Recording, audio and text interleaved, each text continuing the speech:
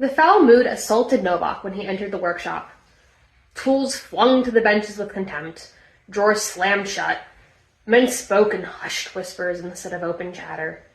A young mucker crashed into him on his way to the stairs, but hurried off without so much of an "excuse me," "sorry," or "thank you," when Novak helped him to gather the scattered diagrams and reports. Novak only responded with a shrug. He couldn't blame the kid. Joseph, if memory served. He joined recently after graduating from university, and the poor boy still hadn't learned the ropes. The laboratory employed dozens of muckers, their name for the small army of subordinate investigators, engineers, and technicians who filled any kind of role or expertise that might be needed. They also trudged through the muck to spare the dirty minds above them the inconvenience of getting their hands dirty. In Novak's 6 years of working here, he'd never managed to scrub the grime from underneath his fingernails.